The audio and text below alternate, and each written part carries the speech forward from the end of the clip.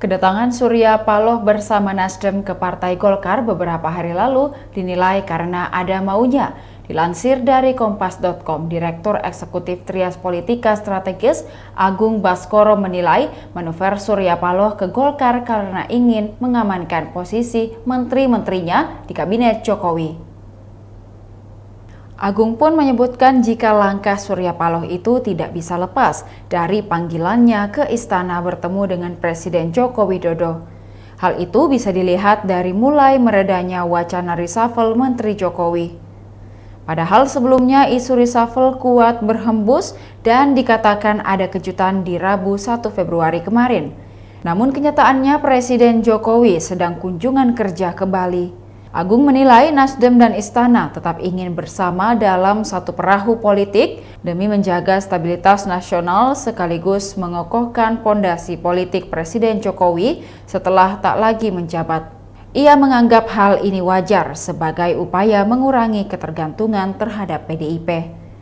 Dengan begini, Anies Baswedan selaku bakal capres yang didukung Nasdem yang telah dicitrakan sebagai sosok perubahan masih dapat dikendalikan eksesnya bagi pemerintahan Jokowi.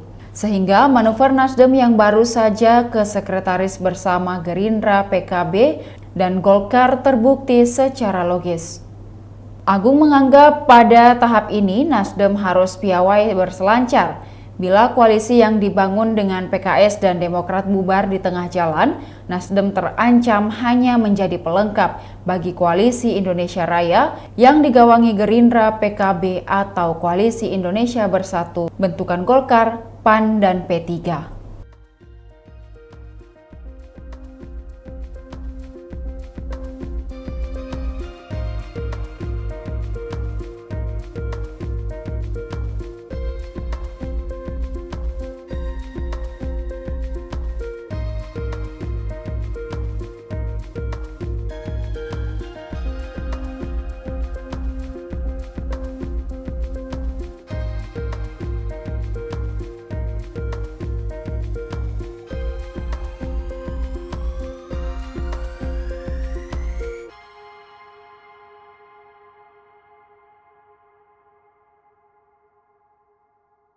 Demikian Tribun Hot News kali ini, saksikan berita lainnya hanya di kanal YouTube dan Facebook Tribun Timur.